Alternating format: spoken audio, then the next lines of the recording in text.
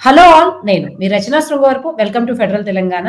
నల్గొండ జిల్లా మునుగోడు నియోజకవర్గంలో కోమటిరెడ్డి రాజగోపాల్ రెడ్డి చేస్తున్నటువంటి ముఖ్యంగా మద్యం షాపుల విషయంలో ఆయన తన డెసిషన్స్ తను తీసుకోవడం అన్నది, ముఖ్యంగా మద్యం షాపుల టైముల నియంత్రణలో కావచ్చు, అలాగే ఆ నియోజకవర్గంలో ఆ ప్రాంత వాళ్ళు తప్ప మిగిలిన వాళ్ళు టెండర్స్ వేయకూడదు అండం కావచ్చు, ఇవన్నీ కూడా కొంత పాజిటివ్ ఇంపాక్ట్ ప్రజల మీద చూపిస్తున్నప్పటికీ కూడా ఒక ప్రాంతం మొత్తం మీద ఆయన ఆధిపత్యాన్ని అయితే స్పష్టంగా చూపిస్తూ ఉన్నాయి. ఇప్పటి వరకు ముఖ్యమంత్రి రేవంత్ రెడ్డి కూడా ఆ నియోజకవర్గంలో పర్యటన చేయలేదు. సో కొంత తనకి మంత్రి పదవి ఇవ్వలేదు గనుక కొంత తనే స్వయంగా నియంత్రణలాగా వ్యవహరిస్తున్నారనేటువంటి విమర్శలు కూడా వస్తున్నాయి. కాకపోతే ప్రజల నుంచి అయితే దీనికి మంచి పాజిటివ్ రెస్పాన్స్ ఉంది. కాబట్టి ఈ పరిణామాన్ని ఎలా చూడొచ్చు అన్న విషయం గురించి మాట్లాడడానికి మనతో ఇద్దరున్నారు. ముందు నల్గొండ నుంచి సోషల్ యాక్టివిస్ట్ పల్లె వెంకన్న గారు, ఇంకొకరు senior analyst and journalist Chalasani Narendra గారు, కాసేపట్లో మనతో బీజేపీ లీడర్ సుందరయ్య గారు కూడా జాయిన్ అవుతారు. ముందు పల్లె వెంకన్న గారు, మీతో మొదలు పెడదాం. మీరు ఈ పరిణామాన్ని ఎలా చూస్తున్నారు? నమస్కారం అండి. ఫెడరల్ టీవీ యాజమాన్యానికి మరియు మీ ప్రేక్షకులకు నమస్కారం. మరియు నాతో పాటు లైవ్ లో పాల్గొన్నటువంటి నరేందర్ గారికి కూడా నమస్కారం అండి. అయితే మనం కొంత వెనక్కి పోయినట్లయితే 2014 కంటే ముందు అప్పటి టిఆర్ఎస్ పార్టీ, ఇప్పటి బిఆర్ఎస్ ప్రభుత్వం కావచ్చు, అంతకు ముందు అనేది తర్వాత క్రమంలో ఏం జరిగిందంటే, టిఆర్ఎస్ పార్టీ అధికారంలోకి వచ్చిన తర్వాత మరి ఏ మాట కామాట ఒప్పుకోవాల్సినటువంటి విషయం ఏంటంటే, సారాయిని పూర్తిగా నియంత్రించి దాని మీద ఉక్కుపాదం మోపి గ్రామాల్లో సారాయిని లేకుండా చేసినటువంటి మాట మాత్రం వాస్తవం. కానీ ఆ తర్వాత జరిగినటువంటి పరిణామాలలో మరి మద్యం ద్వారా ఆదాయమే రావాలనేటువంటి ఆలోచనతోటి మరి పూర్తిగా గ్రామాల్లో విచ్చలవిడిగా బెల్ట్ షాపులని బాగా ప్రోత్సహించినటువంటి విషయం కూడా అందరికి తెలుసు. ఎందుకు చెప్తా ఉన్నామంటే, గ్రామాల్లో ఒక 2000 జనాభా ఉన్నటువంటి గ్రామాల్లో దాదాపుగా 15 నుంచి 20 బెల్ట్ షాపులు నడుస్తున్నటువంటి మాట వాస్తవం. అట్లా యావరేజ్ నో ఒక 1000 ఓట్ల ఉన్నటువంటి జనాభా ఉన్నటువంటి గ్రామాల్లో దాదాపుగా 10 బెల్ట్ షాపులు నడుస్తా ఉన్నాయి. అట్లా నడిచి చివరికి ఏమైందంటే, మరి రాష్ట్రానికి మద్యమే ఆదాయం అనేటువంటి రీతిలోకి ఈ రాష్ట్ర ప్రభుత్వం వెళ్ళిపోయినటువంటి విషయం మనందరికి తెలుసు, ప్రజలకు తెలుసు. మద్యం లేకపోతే ఈ రాష్ట్రం నడవదు అనేటువంటి పరిస్థితులకు తెలిసింది. కానీ ఇక్కడ జరిగేటువంటి పరిణామాలు ఏంటంటే, దాదాపుగా ఈ యొక్క బెల్ట్ షాపులలో కానీ ఎక్కువ మద్యం ఉదయం నుంచి తాగేటువంటి వాళ్ళు ఎక్కువగా ఉన్నటువంటి వాళ్ళు ఎవరంటే బీసీ, ఎస్సీ, ఎస్టీ వర్గాలు ఎక్కువగా ఉన్నారు. పేదరికంలో ఉన్నటువంటి వాళ్ళు ఎక్కువగా ఉన్నారు. తర్వాత రైతులు ఉన్నారు. తర్వాత కూలి పని చేసి కూలి మీదనే ఆధారపడేటువంటి వాళ్ళు మాత్రమే ఈ యొక్క బెల్ట్ షాపుల్లో ఎక్కువ తాగుతా ఉన్నారు. ఎందుకు చెప్తా ఉన్నామంటే, బెల్ట్ షాపులు ఎట్లా ఉంది ఊర్లలో పరిస్థితులు అంటే, ఇట్లా తలుపు తట్టితే అంటే తెల్లవారుజామున పోయి 5:30, 6 గంటల ప్రాంతంలో తలుపు తట్టినా కూడా ఈ బెల్ట్ షాపులు అనేవి నడుస్తున్నటువంటి వైనం కూడా తెలుసు. మేడం, ఇంకొక విషయం చెప్పాలి మీకు. గ్రామాల్లో పేదరికంలో ఉన్నటువంటి వాళ్ళు ఉదయం లేస్తే వాళ్ళు వంట చేసుకొని కూలి పన లేకపోతే వ్యవసాయమా ఏదో ఒకటి చేసుకోవాలి. మనం రెండు రకాల కుటుంబాలను ఇక్కడ కంపేర్ చేస్తే, అంటే మద్యం తీసుకున్నటువంటి భర్త ఉన్నటువంటి కుటుంబం చూస్తే వాళ్ళు ఏం చేస్తున్నారు, ఇద్దరు భార్య భర్తలు కష్టపడుతున్నారు. సాయంత్రం రాగానే వాళ్ళకిద్దరు కలిసి ఒక 800-700 వస్తున్నాయి. అందులో ఒక 200 ఖర్చులకు తీసుకుంటున్నారు. తర్వాత వాళ్ళ యొక్క పిల్లల్ని మంచిగా చదివించుకుంటున్నారు. తర్వాత వాళ్ళు చిట్టీలు గిట్లా చేసుకొని వాళ్ళ యొక్క పిల్లల భవిష్యత్తు గాని, వాళ్ళ యొక్క పిల్లల విధానం గాని, వాళ్ళ జీవన విధానం చాలా మంచిగా ఉన్నది. ఎవరైతే భర్త ఈ తాగుడుకు బానిసగా అన్నటువంటి వ్యక్తి, కానీ తాగుడుకు బానిస అయినటువంటి వ్యక్తి కుటుంబాలు చివరికి ఏ రకంగా అంటే, భర్త చేసిన కష్టం పోతుంది, భార్య కష్టం పోతుంది, తర్వాత చివరికి అప్పుల పాలై చాలా ఇబ్బంది పడుతారు. తర్వాత ఏం జరుగుతుంది, ఆరోగ్యపరంగా క్షీణిస్తుంటారు. ఆరోగ్యపరంగా క్షీణించిన తర్వాత వాళ్ళు మళ్ళీ హాస్పిటల్లో జాయిన్ అయితే లక్షలు ఖర్చు అవుతా ఉన్నాయి. ఆ తర్వాత ఏదో క్రమంలో ఆ తాగుడు మారినటువంటి కుటుంబం ఆ ఇంటి పెద్దను కోల్పోయి ఆ భార్య పిల్లలు అనాథలై ఎన్నో రకాలుగా ఇబ్బంది పడుతున్నటువంటి వైనం కూడా మనం గ్రామాల్లో చూస్తున్నాం. మరి ఇంకొక విషయం ఏంటంటే, ఇద్దరు భార్య భర్తలు పొద్దున్నే ఇద్దరు కలిసి ఏదైనా పని పోవడానికి నిర్ణయం చేసుకుంటారు.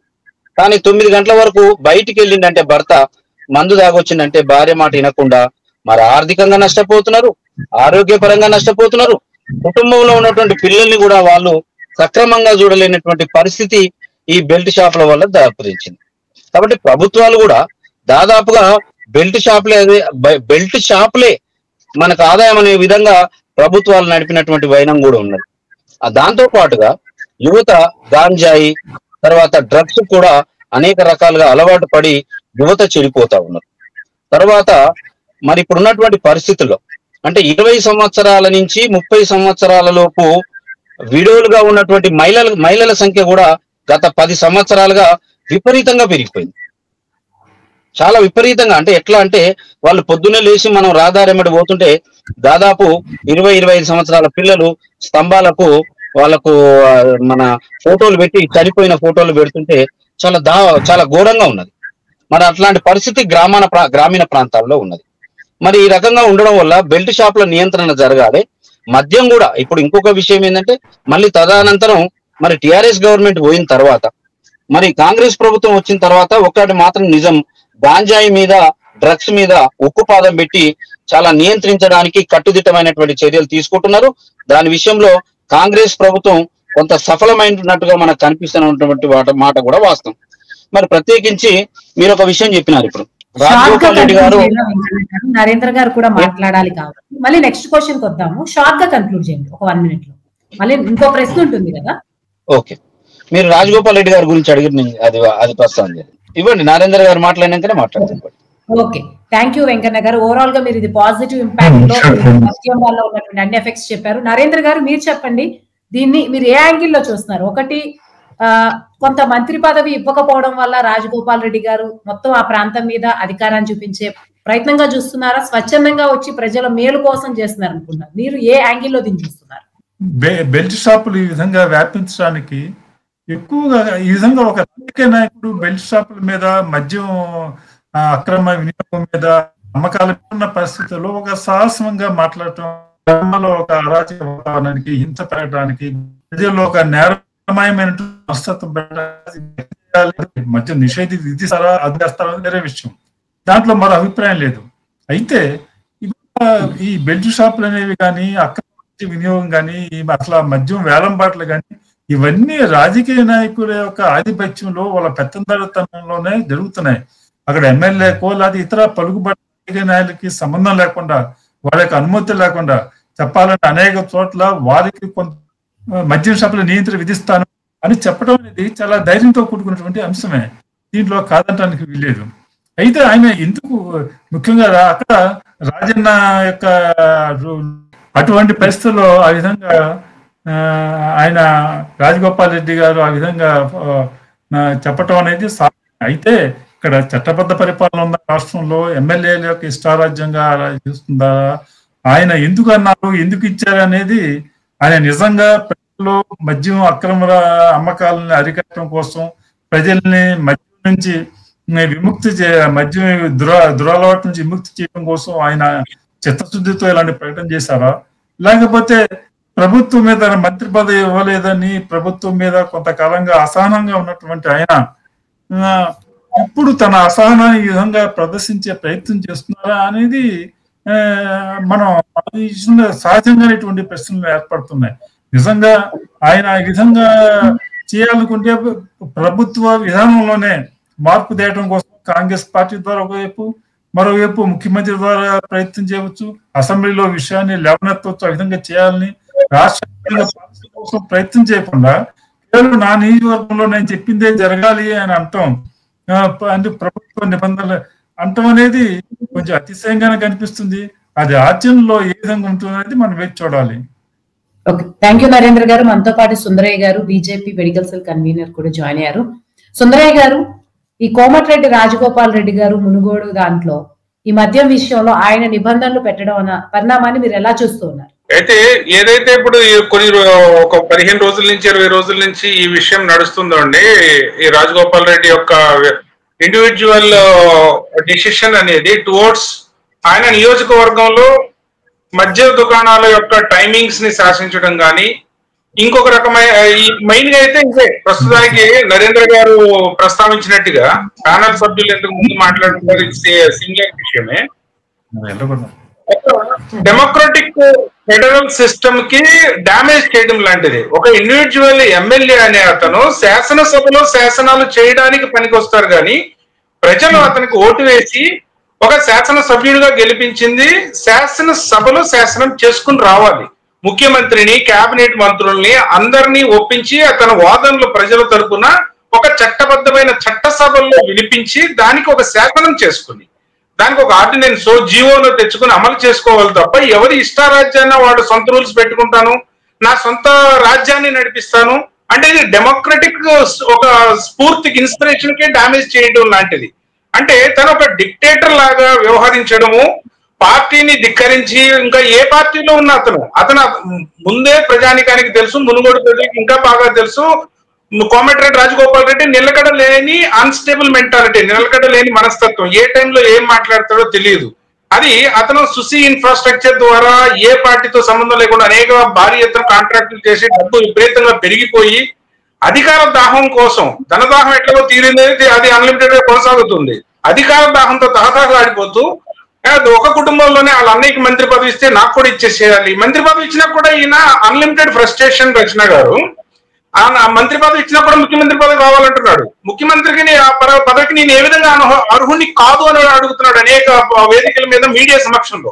సో ఈ ప్రజలకి, మునుగోడు ప్రజలకి చిత్తశుద్ధితోటి గెలిచిన ఒక శాసనసభ్యుడిగా ఏమైనా చేయాలి అనుకుంటే ఈ మద్యం విషయంలో అతను నిర్దిష్టమైన ఒక నిర్ణయంతో, మనస్తత్వంతో, మంచి మనసుతోటి కలిగి ఉంటే ఏం చేయాలండి?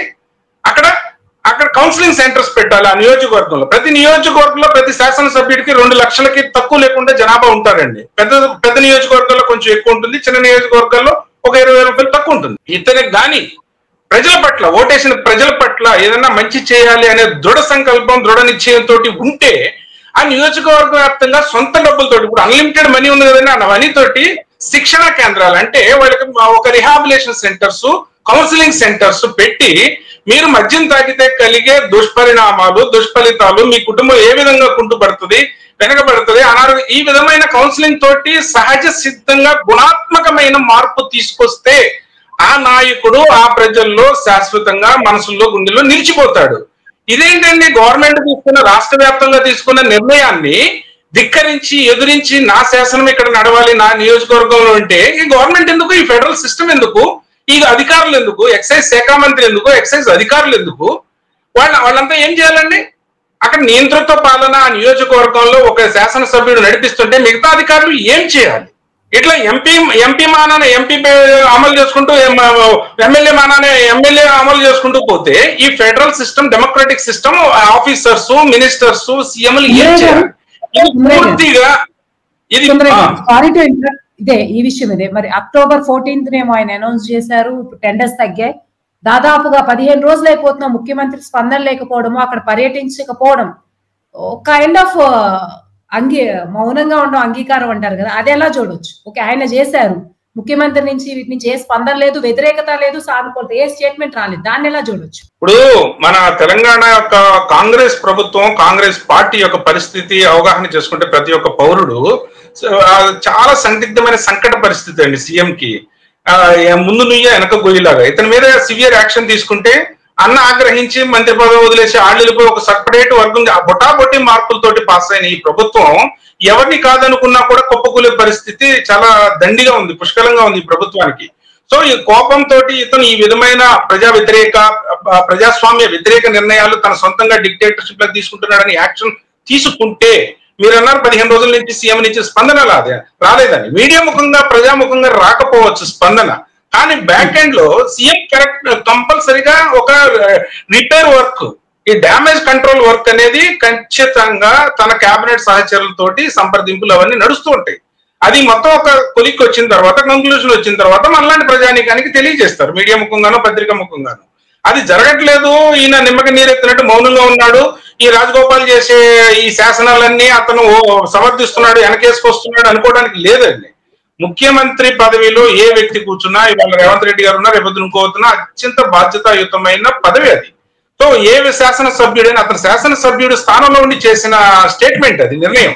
సో అతనంత వ్యక్తిగతంగా అట్లాంటి నియంత్రణతో పోకడలు ఉంటే నియంత్రించకుండా ఏ ముఖ్యమంత్రి గమ్మున కూర్చోడండి.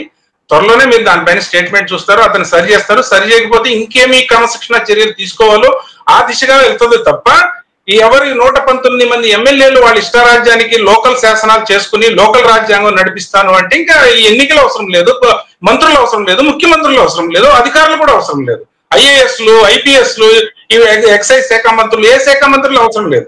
ఈ రోజు మద్యం తాగొద్దు, నేను చెప్పిన నిర్ణీత సమయంలోనే మద్యం యొక్క అమ్మకాలు నడవాలి అని ఒక శాసనం చేశాడు ఈ రాజగోపాల్ రెడ్డి తన నియోజకవర్గం. రేపొద్దున అతనికి ప్రజల పాలిట ఉండే ఇంకో పథకాలు కానీ ఇంకొకటి కానీ అతనికి నచ్చదు. రేపటి రోజు అందరూ 5 గంటలకే ఇంటికి చేరుకోవాలి, లేదంటే పోలీసులు చెప్పి అరెస్ట్ చేపిస్తా అంటాడు. అంటే ఉన్మాదం పిచ్చి పీక్ స్టేజ్కి వెళ్తే ఎలాంటి ఉన్మాదమైన నిర్ణయాలు తీసుకుంటారు. అంటే నేను ఉదాహరణకి చెప్తున్నా, అతన్ని కించపరచాలని కాదు. ప్రజా జీవితంలోకి వచ్చిన ఒక బాధ్యత గల శాసనసభ్యుడు ప్రజలకు మేలు చేయాలని భావిస్తే, ఇప్పుడు డబ్బు లేని ఎమ్మెల్యే ఏం చేయలేకపోవచ్చు, ప్రభుత్వ పథకాలు నిధులతోటి ప్రజాసేవ చేసుకుంటారండి. ఇలాంటి అన్లిమిటెడ్ మనీ ఉన్నవాడు ప్రజల పట్ల చిత్తశుద్ధి ఉంటే ఎన్నో కార్యక్రమాలు చేయొచ్చండి. పేదరికాన్ని తగ్గించవచ్చు. ఎవరైతే నిరుపేద కుటుంబాలు మనుగడే కష్టమైపోతున్న కుటుంబాలకి ఒక ఉపాధి కల్పించే క్రమంలో అనేక ఉపాధి శిక్షణ కేంద్రాలు కానీ అనేక సౌకర్యాలు తన సొంత డబ్బుతోటి ఏర్పాటు చేసి, ఈ మధ్య నుంచి కూడా కౌన్సిలింగ్ రీహాబిలిటేషన్ సెంటర్స్ ఏర్పాటు చేస్తే ఇతను అసలు సిసలైన నిబద్ధత గల నాయకుడు అని ప్రజలు అనుకోవడానికి అవుతుంది. ఇతను టెంపరీతనం, తుంటరితనం, అన్స్టేబుల్ మెంటాలిటీ, ఏదో ఒక సెన్సేషన్ కావాలి ఈయనకి. ఏ పార్టీలో ఉన్నది, బీజేపీలోకి వెళ్ళాడు, అక్కడ అవమాన పాలయ్యాడు, ఇక్కడికి వచ్చాడు, మళ్ళీ అన్నయ్య యొక్క ఇది ఎస్టాబ్లిష్మెంట్ ని అసలుగా చేసుకుని బ్లాక్ మెయిలింగ్ పాల్పడుతున్నాడు. ముఖ్యమంత్రి ఏమో కఠినమైన చర్యలు తీసుకోవడానికి పూనుకునే ఒక బలమైన పటిష్టమైన ప్రభుత్వం లేదు. ఇలాంటి విషయాలని ఇతను ఆసరాగా తీసుకుని ఆ బలహీనతను ఇతను బలంగా మార్చుకుని ఈ విధమైన కవింపు చర్యలకు దిగుతాడు. అవసరమైతే రాజీనామా చేస్తా అంటాడు. రాజీనామా దేనికి చేస్తాడండి? ప్రజలు అసహించుకోరా మునుగోడు ప్రజలు? అసలు నువ్వు ఏం సాధించావు ఆయన ఈ నియోజకవర్గానికి, ప్రజానికానికి ఏం సాధించి ఏ పోరాటం చేసి నువ్వు రాజీనామా చేస్తావు? అంటే డబ్బు, ప్రియతమైన డబ్బు ఉంది కాబట్టి మళ్ళీ కొన్ని కోట్లు వెదజల్లి మళ్ళీ అంటే తన యొక్క అహంకారాన్ని, తన యొక్క అధికార దాహాన్ని ప్రదర్శించుకోవడానికి రాజీనామా చేస్తానని బెదిరిస్తాడు తప్ప ప్రజల పాలిట చిత్తశుద్ధితోటి ప్రజా ప్రయోజనాల కోసం ఇతను మాట్లాడాడు. అతని యొక్క వ్యక్తిగత సెన్సేషన్ కోసమే, పిచ్చితనం గురించే మాట్లాడుతూ ఉంటాడు. ఇది సరైనది కాదు ప్రజాస్వామ్య సిస్టమ్ లో. థ్యాంక్ యూ సుందరయ్య గారు. నరేంద్ర గారు మీరు చెప్పండి. సుందరయ్య గారు ఓవరాల్ గా ఇది పర్సనల్ ఎజెండాతో చేస్తుంది, ఒక రివెంజ్ఫుల్ టాక్టిక్ గా అని చెప్పి మొత్తం క్లియర్ గా చెప్పారు. నరేంద్ర గారు ఈ నేపథ్యంలో చూస్తే కాంగ్రెస్ పార్టీ పరిస్థితులు చూస్తే సుందరయ్య గారు చెప్పినప్పుడు కొంత సందిగ్ధ పరిస్థితి. రీజనల్ పార్టీస్ లాగా అంత డేరింగ్ గా అపోజు చేయరు, సపోర్టు చేయలేరు, దానికి చాలా టైం పడుతుంది. కాబట్టి ఇప్పుడున్న నేపథ్యంలో ఓవరాల్ గా వెనక జరిగేవి సీఎం ఇదంతా కూడా కామన్ జనాలు ఆలోచించరు. కామన్ జనాలకి మద్యం షాపులు మూసేయిస్తున్నాడు, కొంత మేలు చేస్తున్నాడు అన్నటువంటి అవుట్ సైడర్స్ కి కొంత పర్సెప్షన్ వస్తుంది. ఇదేమన్నా రాజగోపాల్ రెడ్డి కొంత మద్దతు ప్రజల్లో పెరిగే అవకాశం ఏమన్నా ఉంటుందా? కాంగ్రెస్ కి ఇదేమన్నా డిసడ్వాంటేజ్? ఎందుకంటే మంత్రి పదవిలో లేడు కాబట్టి కాంగ్రెస్ కి డిసడ్వాంటేజ్ అయ్యి రాజగోపాల్ రెడ్డికి ప్రజల్లో ఇమేజ్ బిల్డ్ అయ్యేటువంటి అవకాశం ఉందా, లేకపోతే అక్కడ కూడా బ్యాక్ ఫైర్ అవ్వచ్చా? చూపించకపోతే ఇవాళ దానివల్ల నాయకుల ఇమేజ్ పెరుగుతుందని మనం ఊహించలేము వాళ్ళ పరిస్థితుల్లో. అయితే నిజంగా ఉద్దేశం అదే అయితే బెల్ట్ షాపుల మీద ఒక రాజకీయ నాయకుడిగా గ్రామాల్లో బెల్ట్ షాపులు బహిరంగంగానే ఉన్నాయి ఇల్లీగల్ గా. వాటిని అదుపు చేయమని అధికారుల మీద ఎప్పుడు ఒత్తిడి తెచ్చాడా? ఆయన వెళ్ళి ఆ బెల్ట్ షాపుల ముందు ధర్నాలు చేశారా? లేకపోతే అలా ఈ ఫిక్స్డ్ టైమింగ్స్ ఉంటాయి ఏ షాప్ కైనా, వాటి ఎక్కువ టైంలో అమ్ముతుంటారు, అమ్మినప్పుడు ఆయన ఏమైనా చేస్తారా? ఇవాళ ఈ విధంగా బెల్ట్ షాపులు ఎవరు అప్లికేషన్ చేయాలనేది తెలుగు రాష్ట్రాల్లో స్థానిక ఎమ్మెల్యేలని కాదని ఎవరు బెల్ట్ షాపులు ఇవాళ దరఖాస్తు చేసుకుని వాళ్ళు షాప్ నడపలేని పరిస్థితులు ఉన్నాయి తెలుగు రాష్ట్రాల్లో ఏ ప్రభుత్వం ఉన్నప్పుడు కూడా.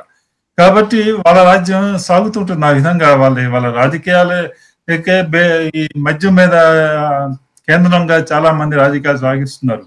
ఈయన అది ముఖ్యమంత్రి కూడా ఈ విషయంలో ముఖ్యమంత్రి సోదరులు ఇద్దరు కూడా ల్యాండ్ గ్రాబర్స్, భూ ఆక్రమదారులని ఒక మంత్రి కుమార్తె బహిరంగంగా మైకుల ముందు అంటేనే ఏమి మాట్లాడే పరిస్థితుల్లో ఉన్నటువంటి పరిస్థితులు ఉన్నాయి రాష్ట్రంలో రాజకీయ పరిస్థితులు.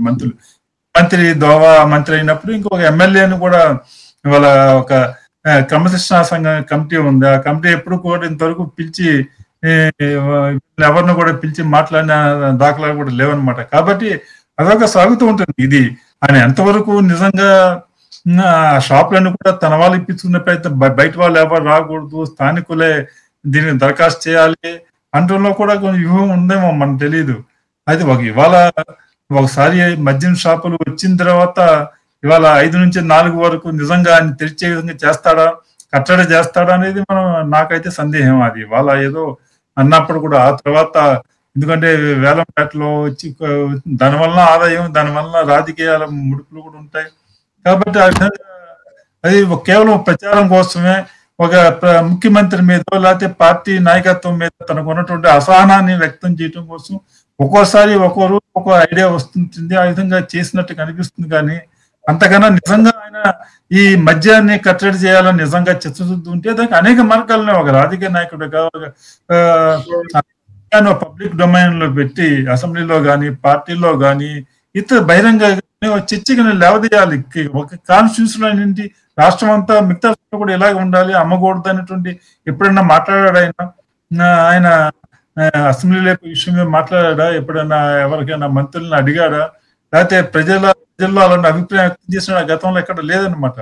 కాబట్టి ఆయన ఉద్దేశం రాజకీయమైనటువంటి మైలేజ్ దాని వల్ల పొందాలనే ప్రయత్నం కనిపిస్తుంది. కానీ నిజంగా ప్రజల నుంచి ఈ మద్యం నుంచి ఉపశమనం కలిగించాలి, అక్రమ మద్య యొక్క వ్యాపారం అరికట్టాలనేటువంటి అభిప్రాయం ఆయనలో ఉందని కానీ ఆయన ఎప్పుడు ఎక్స్పోజ్ కాదు. ఆ విధంగా ఎప్పుడు కూడా ఆయన అటువంటి అభిప్రాయాన్ని కనీసం వ్యక్తం చేసినట్టు కూడా ఎప్పుడు లేదన్నమాట ఈ విషయంలో. కాబట్టి ఇది కూడా ఎందుకు చేస్తున్నారు, ఏం చేస్తున్నారు, ప్రభుత్వం ఏం చేస్తుంది, ఇది కేవలం ఈ రాష్ట్రంలో ఉన్న ప్రభుత్వం యొక్క అధికార పార్టీలో ఉన్నటువంటి అంతర్గతమైనటువంటి ఒక సంక్షోభాన్ని ఈ మొత్తం ఉదంతం తెలియజేస్తుంది తప్పితే అది దాన్ని ప్రజలు కూడా ఆ విధంగానే చూస్తారు తప్పితే దానివల్ల రాజకీయంగా మైలేజ్ ఏదో వస్తుందని మాత్రం నేను అనుకున్నాను. సో మైలేజ్ వచ్చే అవకాశమే లేదని మీ ఇద్దరు తేల్చేశారు. సో చర్చ ముగింపుకు వచ్చాము.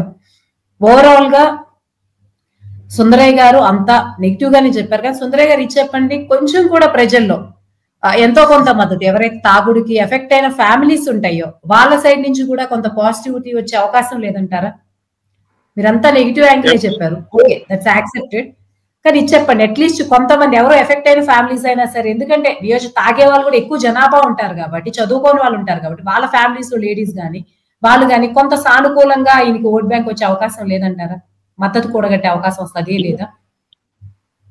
ఈ విషయంలో ఈ ఎమ్మెల్యేకి కోమటిరెడ్డి రాజగోపాల్ రెడ్డికి రవ్వంత కూడా సానుభూతి అనేది దొరకదు, ఓట్ బ్యాంక్ అనేది పెరగదండి.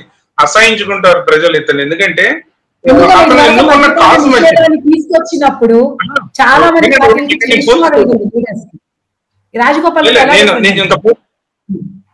నేను అతను ఎన్నుకున్న కారణం మంచిది. ఆ కారణానికి ఇతను విధించిన ఆ నియమ నిబంధనలు తప్పు.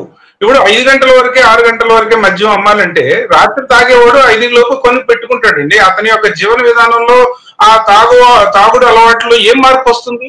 ఇక్కడ 5 గంటల తర్వాత 6 గంటల తర్వాత ఆ తాగే వ్యక్తికి దొరకలేదు అనుకోండి, పక్క నియోజకవర్గానికి వెళ్ళి ముందే తెచ్చుకుంటాడు. ఇంట్లో యొక్క వాల్యుబుల్ మనీ తీసుకెళ్లి 10 రోజులు సరిపడా పక్క నియోజకవర్గం తీసుకుంటాడు. సో ఈ విషయంలో మరింత విధ్వంసం అవుతాయి కుటుంబాలు తప్ప నియంత్రణ అనేది పూర్తి స్థాయిలో జరిగితే నియంత్రణ ఆ కుటుంబాలు పచ్చగా విరసిల్లుతీ కాపురాల్లో ఒక వెలుగులు నింపినోడు అవుతాడు. అంతేగాని దాన్ని రేషనింగ్ లో మేము ఇంతవరకే రేషనింగ్ టైమింగ్స్ పెడతాము, ఆ టైంలోనే మీరు అందరూ కొనేసుకోవాలి, రోజు సరిపడో నెలకు సరిపడో మద్యం అంతా కొనేసుకోవాలంటే అసహించుకుంటారు కదండి ప్రజలు. ఏంటో ఇది నువ్వు అసలు చేసే పని ఏమన్నా.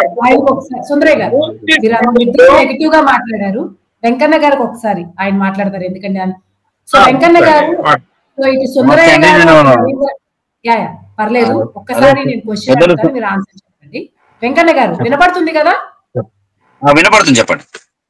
సుందరయ్య గారు నరేంద్ర గారు దీని వల్ల రాజగోపాల్ రెడ్డి చేస్తున్నటువంటి మేలేమీ లేదు, ఆయన వల్ల ఏమి ప్రజలకి మేలు జరిగేది లేదు, ఇదంతా కూడా గవర్నమెంట్ కి చెప్పి ఒక పాలసీ ప్రకారం చేయాలి తప్ప ఇలా సొంతగా చేయకూడదు.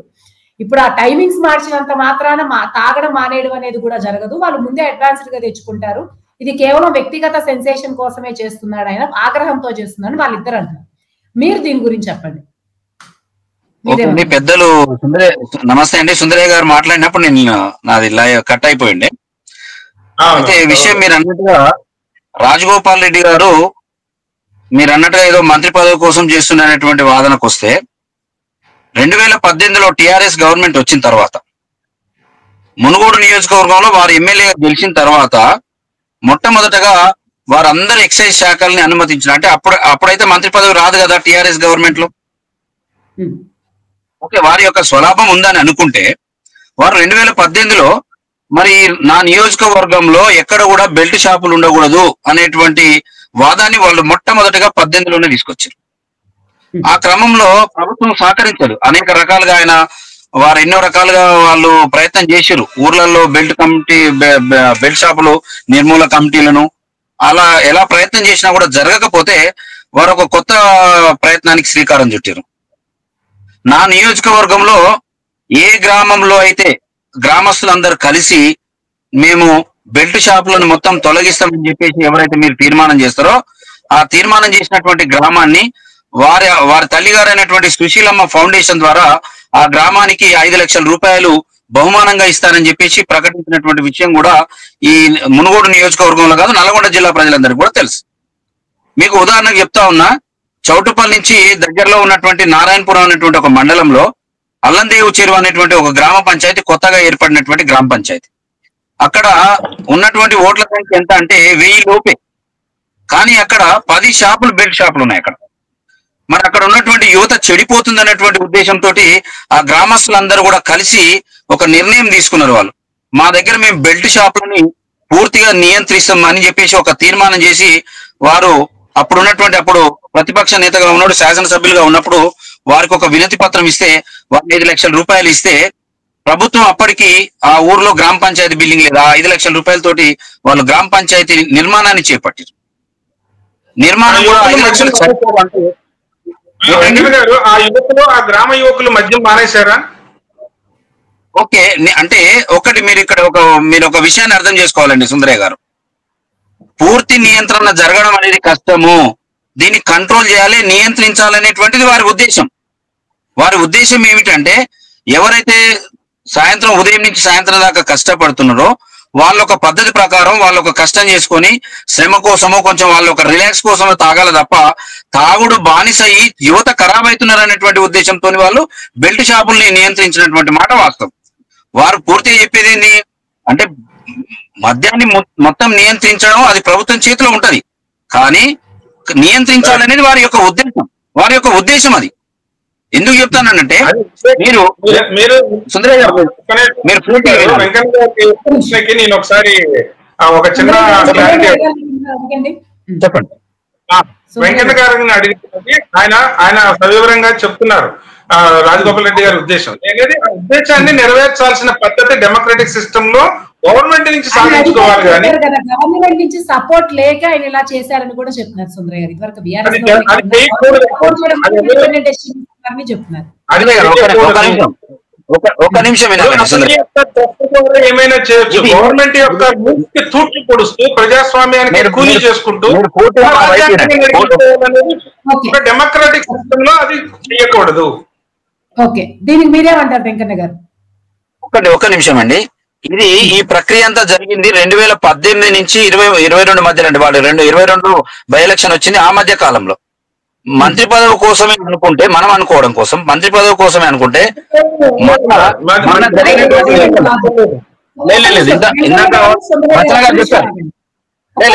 ఇందాక చెప్తున్నాను ఈ విషయాన్ని అడిగారు ఆయన. ఇది టేకప్ చేయకుండా అడిగారు ఏమని. ఓకే, ఒక్క నిమిషం సుందరయ్య గారు, వెంకన్న గారు ఒక్క నిమిషం ఆగండి. వెంకన్న గారు మంత్రి పదవి పక్కన పెడదాం, కానీ ఇది ఏదైతే రాజగోపాల్ రెడ్డి గారు చేస్తున్నారో అది డెమోక్రసీకి అగైనెస్ట్ గా ఉంది. ఏదన్నా సరే వెళ్ళాలి, ఒక పాలసీ ప్రకారం తీసుకురావాలి, కానీ స్వయంగా నిర్ణయం తీసుకోవడం తప్పు అనేది సుందరయ్య గారి క్వశ్చన్. మంత్రి పదవి సెకండ్, కానీ ఒక ఎమ్మెల్యే స్వయంగా నిర్ణయం తీసుకోవడం అధిష్టానం పర్మిషన్ లేకుండా దాని గురించి అడుగుతున్నాను. ఆయనైనా నేనే ఆ యాంగిల్లో చెప్పండి. వాడు మొదటి నుంచి కూడా మీకు ఒక విషయం చెప్తానండి. మొన్న ఎమ్మెల్యే గెలిచిన తర్వాత వారు మొట్టమొదటి ఒక నిర్ణయం తీసుకున్నారు. అప్పుడు మంత్రివర్గ విస్తరణ అలాంటి ప్రస్తావన లేని సమయంలో వారు ఒక నిర్ణయం తీసుకున్నారు. నా మునుగోడు నియోజకవర్గంలో ఎక్కడ కూడా బెల్ట్ షాపులు ఉండొద్దు అన్నటువంటి నిర్ణయం వారు ఎమ్మెల్యేగా గెలిచిన గవర్నమెంట్ ఏర్పడిన మొదటి రోజు తీసుకున్నటువంటి నిర్ణయం. ఆ విషయంలో నల్లగొండ జిల్లాలో కాదు తెలంగాణ రాష్ట్రంలో మునుగోడు నియోజకవర్గము సక్సెస్ అయ్యింది. బెల్ట్ షాపుల నియంత్రణలో మునుగోడు నియోజకవర్గం సక్సెస్ అయింది. దాని ప్రత్యామ్నాయంగా అంటే ఎస్పీ గారు వాళ్ళు అఫీషియల్ గా చెప్తా ఉన్నారు, ఎవరు పోలీస్ డిపార్ట్మెంట్ వాళ్ళు అఫీషియల్ గా చెప్తా ఉన్నారు, మునుగోడు నియోజకవర్గంలో క్రైమ్ రేట్ తగ్గింది, దానికి కారణం బెల్ట్ షాపుల నియంత్రణ అని చెప్పేసి అఫీషియల్ గా పోలీస్ డిపార్ట్మెంట్ వాళ్ళు చెప్పినటువంటి విషయాన్ని అందరు చూస్తున్నారు. అది అంటే మీరు చెప్పినట్టుగా ఇప్పుడు మీరు ఏం చెప్తున్నారు, వారు స్వయంగా నిర్ణయం తీసుకోకూడదు కదా అనేది మీరు అంటున్నారు. వారు ఏం చేస్తున్నారు, మాకు సహకరించండి, మా నియోజకవర్గంలో మేము గిట్లా ఉంటాము, మాకు సహకరించండి అని చెప్పేసి వాళ్ళు అనౌన్స్మెంట్ చేశారు. వాళ్ళకు ఉన్నటువంటి సన్నిహితుల దగ్గర చెప్పిన మాట వాస్తవం. వారికి ఉన్నటువంటి సన్నిహితుల దగ్గర నేను ఇక్కడ సాయంత్రం పూట ఉదయం నుంచి ప్రభుత్వం ఏర్పాటు చేసినా కూడా ఇక్కడ ఉన్నటువంటి వాళ్ళు సాయంత్రం పూట తాగితే మంచిగా ఉంటది, బెల్ట్ షాపులు మీరు బెల్ట్ షాపులకు సప్లై చేయొద్దు, సిట్టింగ్లు ఏర్పాటు చేయొద్దు అని చెప్పేసి వారు ఆ రకంగా మాట్లాడి వాళ్ళ ఆర్డర్ పాస్ చేయలేదు అక్కడ వారు. వెంకన్న గారు మీరు అన్న దాంట్లో ఒకటి వ్యాలిడ్ పాయింట్ ఏంటంటే బెల్ట్ షాపులకు సప్లై చేయొద్దు అనేది ప్రతి ఒక్క శాసనసభ్యుడు చేయాల్సిందే. కానీ మునుగోడులో 100% బెల్ట్ షాపులు సమూలంగా నిర్మూలన జరగలేదు. అది ఈయన సెన్సేషన్ కోసం 2-3 గ్రామాలు ఎంచుకుని అక్కడ 5 లక్షలు ఇస్తాను 2 లక్షలు ఇస్తాను, ఆ తర్వాత అటువైపు తిరిగి కూడా చూడడు. ఈయన ఒక పొలిటికల్ టూరిస్ట్ ఎమ్మెల్యే ఆ నియోజకవర్గానికి. అయితే ఎప్పుడైతే ఈ యొక్క ఫ్రెండ్లీగా రిక్వెస్ట్ చేశాడు అనే అంశము స్వచ్ఛందంగా దుకాణదారుల్లోనూ తాగుబోతుల్లోనూ రావాలి తప్ప ఈయన కోరుకున్నాడు కదా అని తాగేవాడు ఆపడు, దుకాణదారుడు అమ్ముకునే హక్కును కోల్పోకూడదు. అతను 11 o'clock వరకు అమ్ముకునే హక్కు లైసెన్స్ ఈ రాష్ట్ర ప్రభుత్వం ఇచ్చింది. ఆ రాష్ట్ర ప్రభుత్వం ఇచ్చిన హక్కుని ఎమ్మెల్యే రిక్వెస్ట్ చేశాడంటే స్వచ్ఛందంగా అతను మూసేస్తే పర్వాలేదు. ఎమ్మెల్యే చెప్పాడు మూసేయండి బెదిరింపు ధోరణులకి పాల్పడితే ఇట్స్ అగైనెస్ట్ ఇల్లీగల్ థింగ్. అందువల్ల మీరు అన్నట్టుగా మీరు మంచి మాట చెప్పారు. అతని ఉద్దేశం బెల్ట్ షాపుల నిర్మూలనలో అతని తపన తహతాలు ఆడిపోతున్నారు. ఆయన చాలా గ్రామాల్లో దత్తత లాంటి ప్రక్రియ చేపట్టి ప్రోత్సాహకాలుగా 5 లక్షలు వాళ్ళ సొంత ట్రస్ట్ నుంచి ఇస్తున్నారంటే అది అభినందించదగ్గ విషయమే. కానీ నిర్మూలన ఎంత జరిగింది, నియోజకవర్గంలో ఎన్ని బెల్ట్ షాపులు అరికట్టారు, ఇవన్నీ ఒక పత్రికాముఖంగా ఒక ఎవిడెన్స్ ప్రజానికానికి చెప్పుకుంటే ఒక మంచి ఉద్దేశం గల నాయకుడికి మిగులుతాడు.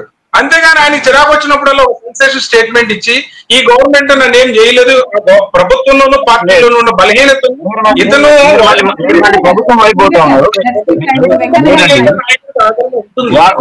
వారు అనేక సందర్భాల్లో ఒక విషయం చెప్తారు. నాకు నా ప్రాంత ప్రజలే తప్ప నాకు పదవులు ముఖ్యం కాదనేటువంటి విషయం అనేక సందర్భాలు చెప్తారు. మీరు అన్నట్టుగా వారు ఎన్ని సేవా కార్యక్రమాలు చేస్తారు సంబంధించి ప్రభుత్వ పాఠశాల మీద వారు ప్రత్యేకమైనటువంటి శ్రద్ధ పెట్టి మీకు నిజంగా చెప్తానండి. అంటే నిన్న ఆదివారం కాక గత ఆదివారం మరిగూడెం మండలంలో సంబంధించినటువంటి కస్తూరిబా స్కూల్ కు సంబంధించి వసతులు సక్రమంగా లేవు. అక్కడికి శాసనసభ్యులు అక్కడ పోయిన సందర్భంలో అక్కడ ఉన్నటువంటి ప్రిన్సిపల్ మేడం సార్ ఒక్కసారి వచ్చి మా కస్తూరిబా చూడండి అని చెప్పారు. అక్కడికి వచ్చిన తర్వాత వారు చూస్తే అక్కడ ఉన్నటువంటి ఇబ్బందులు చూసి వారు స్వయంగా వారి తల్లిగారి పేరు మీద 1.5 కోటి ఖర్చు పెట్టి దాని ఒక కార్పొరేట్ స్కూల్ లాగా తయారు చేశాం. నేనేమంటున్నా అంటే సరే మేము ఆ ప్రాంతవాసిగా మేము ఏం చెప్తా ఉన్నామంటే మీరున్నటువంటి ఆయన ఒక పొలిటీషియన్ కంటే ఎక్కువ మానవతావాది. ఎందుకు అనంటే వారు ఎస్పెషల్ గా మంది మీద ఎందుకు పెట్టినంటే మీరు ఇక్కడ ఒక వాల్యుబుల్ పాయింట్ అర్థం చేసుకోవాలి. ఇప్పుడు రాజగోపాల్ రెడ్డి గారి దగ్గరికి యువతులు అంటే దాదాపు 30 సంవత్సరాల యువతులు సార్ నా భర్త చనిపోయింది సార్, నేను అనాథగా మిగిలిపోయిన సార్, నా పిల్లల్ని చదివించాను సార్ అంటే అనేక మంది పిల్లలకు ఆయన ప్రజా జీవితంలో ఉన్న ప్రతి నాయకుడి దగ్గరికి ఇలాంటి విన్నపాలు రిక్వెస్ట్లు వస్తాయి చేస్తారు. అదేం ప్రత్యేకం కాదు.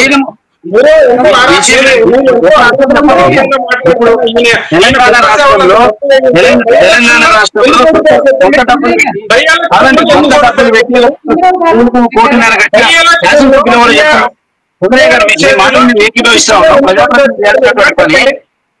ఈయనంత ఆరాధన పూర్వకమైన నాయకుడు అయి ఉంటే ప్రతి వాళ్ళ గుండెల్లో బై ఎలక్షన్లు ఎందుకు ఓడిపోయారు? బై ఎలక్షన్ అంటే అది వేరండి. ప్రజాస్వామ్యంలో గెలుపోవటంలో సహజము. మరి ఎందుకు బీజేపీలో ఉన్నారు కదా, మీరు సమాధానం చెప్పొచ్చు కదా, మీకు తెలుసు కదా. అంతకంటే ముందు మీరు బాగా చెప్పిరండి, చాలా వాల్యుబుల్ పాయింట్ తీసుకొచ్చారు. అంతకంటే ముందు 2018లో ఇదే బీజేపీకి 20,000 ఓట్ల చిల్లర వచ్చినాయండి. ఇదే మళ్ళీ బై ఎలక్షన్ లో వారు 90,000 తీసుకొచ్చారండి. మళ్ళీ మొన్న జరిగిన ఎన్నికల్లో అదే 20,000 పడిపోయింది కదా బీజేపీ పార్టీ. అది వ్యక్తిగత విమర్శ కదా, ఎందుకు ఓడిపోయి మీరు అడిగిన ప్రశ్న చాలా కరెక్ట్ గా గొప్పగా ప్రొజెక్షన్ చేసుకోవట్లేదండి. ఇప్పుడు మేము ఇన్ని సేవా కార్యక్రమాలు లేదు.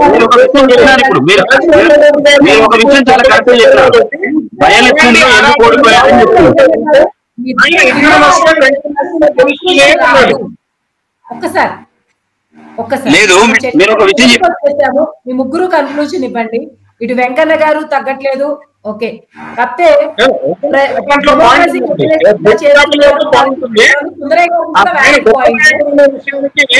ఒక నిదర్శనం కాదు సుందరయ్య గారు, నాకు అర్థమైంది.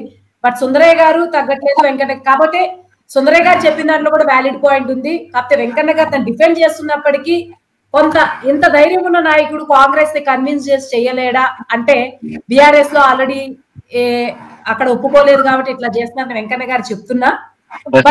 మేము ఒక విషయం చెప్తున్నాండి, వారికి ఉన్నటువంటి అభిప్రాయాన్ని వారు నా ప్రాంతం నుంచే ప్రారంభం కావాలనేటువంటి ఉద్దేశంతో వారు మునుగోడు నుంచే ప్రకటన చేసిరు లేదు కదా అన్నదే ఆ సుందరయ్య గారి క్వశ్చన్. ఆ స్వతంత్ర అధికారం ఆయనకి ఇంటెన్షన్ మంచిదైనా అది గవర్నమెంట్ డెసిషన్ మేకింగ్ లేదంతే కదా వాదన. ఆయన ఏం చేస్తున్నారని కదా దాన్ని అంత మంచి ఇంటెన్షన్ ఉన్నాయని దాన్ని ఒక ప్రాపర్ పద్ధతిలో తీసుకురావచ్చు కదా అన్నది సుందరయ్య గారి క్వశ్చన్ వెంకన్న గారు. ఏ ప్రక్రియ అయినా ఇప్పుడు ఏ ప్రక్రియ అయినా ప్రారంభంలోనే రాదండి. తెలంగాణ ఉద్యమం కూడా తెలంగాణ ఉద్యమం కూడా తెలంగాణ ఒక రోజునే రాలే. ఎక్కడో ఒక చోట ఏదో ఒక ప్రక్రియ ప్రారంభం అయితేనే జరుగుతుంది కదా. అది రాజగోపాల్ రెడ్డి గారితోనే ప్రారంభం అవుతుంది. వారు కూడా పదే చెప్తా ఉన్నారు నా మునుగోడు నియోజకవర్గం రాష్ట్రానికి ఆదర్శంగా నిలబడాలి, ఏది జరిగినా నా మునుగోడు నుంచే ప్రారంభం జరగాలనేటువంటి విషయం కూడా వారు స్పష్టంగా చెప్తా ఉన్నారు.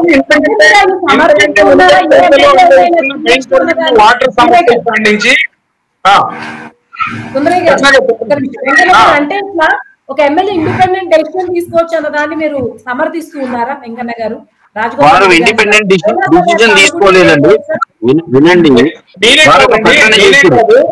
నేనే కాదు ఈ ప్యానెల్ లో ఉన్న ఏ సభ్యులు గాని ఈ రాష్ట్రంలో ఎక్కడైనా ఒక ఎమ్మెల్యే తీసుకునే గవర్నమెంట్ పరంగా వర్తించదగ్గ.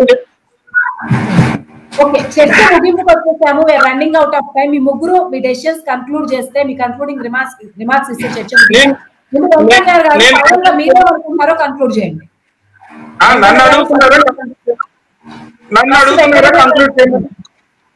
లేదు వెంకన్న గారు కన్క్లూడ్ చేస్తారు. వెంకన్న గారు ఫస్ట్ వెంకన్న గారిని కన్క్లూడ్ చేయిద్దాం. మీరేమనుకున్నారో చెప్పండి వెంకన్న గారు. ఇక్కడ ఒకటేనండి, ఇప్పుడు పేద ప్రజలు తాగుడుకు బానిస కావద్దు. వారి కుటుంబాలతోటి సుఖ సంతోషాలతోటి ఆరోగ్యంగా ఆర్థికంగా ఉండాలంటే మద్యం అనేది నియంత్రణ జరగాలనేది ముఖ్య ఉద్దేశం. అది ఎప్పుడైనా అవసరం. ఎందుకు చెప్తా ఉన్నామంటే యువత అనేది ఎక్కువగా చెడిపోతా ఉన్నది. దాని వల్లనే అరాచకాలు జరుగుతూ ఉన్నాయి.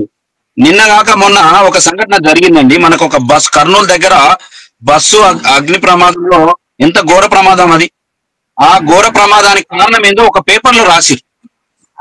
అక్కడ ఉన్నటువంటి ఎవరైతే ఆ బైక్ రైడర్ ఎవరైతే ఉన్నాడో అతను ఒక రాత్రి దాకా బెడ్ షాప్ లో తాగడం వలన మద్యం మత్తులో పెట్రోల్ పంప్ లో ఒక వీడియో చూసాం మనం.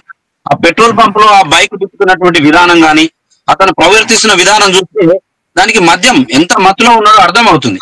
ఆ మత్తు వలన ఎన్ని కుటుంబాలు ఖరాబ్ అయినాయి. ఈ రోజు ఇవాళ ఒక బస్సు దగ్గర రావడం వల్ల దాంట్లో ఉన్నటువంటి దాదాపు 20 మంది కుటుంబాలు, ఆ కుటుంబ సభ్యులు ఎంత. కాబట్టి ఏదేమైనా రాజగోపాల్ రెడ్డి గారు తీసుకున్నటువంటి నిర్ణయం అనేది వాళ్ళు ప్రజల కోసం ఆలోచించే నిర్ణయం. అది హర్షించదగ్గటువంటి విషయం. ఇదే ఇంప్లిమెంటేషన్ ప్రభుత్వం కూడా గుర్తించి రాష్ట్రం మొత్తం కూడా ఇంప్లిమెంట్ చేయాలనేది మా ముఖ్య ఉద్దేశం. థ్యాంక్ యూ వెంకన్న గారు. సుందరయ్య గారు మీరు కన్క్లూడ్ చేయండి. కృష్ణ గారు, ఏ నిర్ణయాన్నైనా ప్రజా ప్రయోజనంగా ఉండే నిర్ణయాలన్నీ కూడా గవర్నమెంట్ తోటి ముడిపడున్న విషయాల్లో గవర్నమెంట్ తో సంప్రదింపులు చేసుకుని అధికారపూర్వకంగా ఆమోదయోగ్యం చేయించుకోవడం అనేది ఒక బాధ్యత గల శాసనసభ్యుడి యొక్క కర్తవ్యం. నేను గెలిచాను, నన్ను ప్రజలు గెలిపించారు, నా ఇష్టరాజ్యంగా ఇక్కడ శాసనాలు చేస్తాను, నియమాలు నిబంధనలు పెడతాను అంటే అది ప్రజాస్వామ్య విధానానికే చాలా విఘాతం లాంటిది. ఇలాంటి ప్రభుత్వ ధిక్కరింపు చర్యలు, పార్టీ ధిక్కరింపు చర్యలు వెంటనే పార్టీ గాని ప్రభుత్వం స్పందించి అతన్ని సరిచేయకపోతే ఇలాంటి తుగ్లక్ నిర్ణయాలతోటి ప్రజలు రేపటి రోజు ఇంకో నిర్ణయం, వాటర్ ఎన్నో సమస్యలు ఉన్నాయండి. మునుగోడు ప్రజలు ఇప్పుడు మద్యం తాగి చెడిపోవడం, ఆరోగ్యాలు పాడు చేసుకోవడం ఒకటే కాదు, కలుషితమైన ఆహారం, కలుషితమైన నీరు.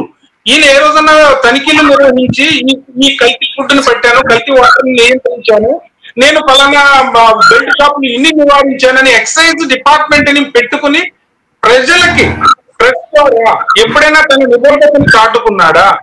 లేదంటే ఈ సమయాన్ని తగ్గించాలని ఆందోళన ఎక్కడన్నా చేశారా? సో ప్రజల యొక్క ఇబ్బందులు అనేక ఉండగా ఈ మద్యం మీద అమ్మకాల సమయాన్ని నిరోధించడం అనేది ఇది ఖచ్చితంగా ప్రభుత్వ ధిక్కరనే. దీనిపైన ఈ పార్టీ పరంగా ప్రభుత్వ పరంగా చర్యలు తీసుకుని అతనికి అంత చిత్తశుద్ధి ఉంటే పోరాటం చేయమనండి.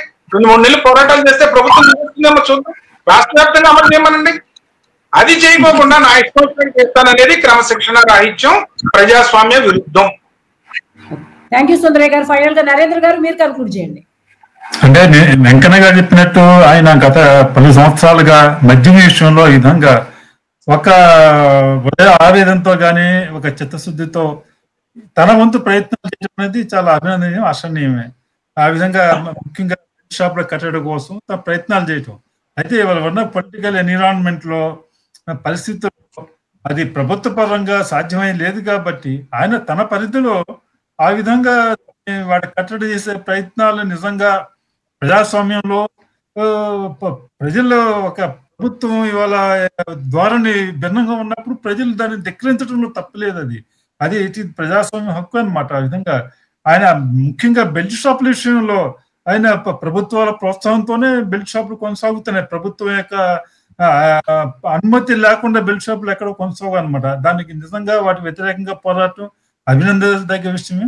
ఆయన చేసే ఈ ప్రయత్నం కనుక మంచి ఫలితాలు ఇస్తే రేపు ఒక రోల్ మోడల్ గా ఉంటారని చెప్పొచ్చు. ఓకే, థ్యాంక్ యూ నరేంద్ర గారు. ఓవరాల్ గా వెంకన్న గారు, సుందరయ్య గారు మాట్లాడేది రాజకీయ విమర్శలా ఉన్నది. అది ఒకటి ఏంటంటే రాజగోపాల్ రెడ్డి గారు తన ప్రయత్నాన్ని ప్రారంభించారు. 100% బెల్ట్ విషయంలో సత్యమైన మాట వాస్తవం. మాది ఎందుకంటే మేము ఆ ప్రాంతవాసిగా చెప్తా ఉన్నా, బెల్ట్ షాపుల విషయంలో మునుగోడు నియోజకవర్గంలో సక్సెస్ అయ్యాము. అది 100% సక్సెస్ అయ్యాం. కాకపోతే ఎక్కడో ఒక చోట అక్టోబర్ 14th అనౌన్స్ చేస్తే అప్పుడే చెప్పలేము. సో వెంకన్న గారు దాన్ని సపోర్ట్ చేశారు. నరేంద్ర గారు లాక్డౌన్ లో రిజల్ట్స్ ఇస్తే ఇది ఒక ప్రజాస్వామ్య హక్కు అనే చెప్పారు. సుందరయ్య గారు మాత్రం తీవ్రంగా విభేదించారు. కాకపోతే 15 days మనం డెసిషన్ కి రాలేం కాబట్టి ప్రజా తీర్పు ఎలా ఉంటుందని ఒక 2-3 నెలల్లో అయితే తెలిసిపోతుంది. రేవంత్ రెడ్డి గారు ఏమి అనౌన్స్ చేస్తారు, ఏమి యాక్షన్ తీసుకుంటారన్నా కూడా ప్రజల మద్దతు ఎలా ఉంటుందో అన్న దాన్ని బట్టే మనం ఒక నిర్ణయానికి రావచ్చు. ఎనీవేస్, దీని గురించి ఇంత ఇన్ఫర్మేటివ్ డిస్కషన్ లో పార్టిసిపేట్ చేసిన పల్లె వెంకన్న గారికి, సుందరయ్య గారికి, నరేంద్ర గారికి థ్యాంక్ యూ సో మచ్. ఇంతటితో ఈ చర్చను ముగిద్దాం.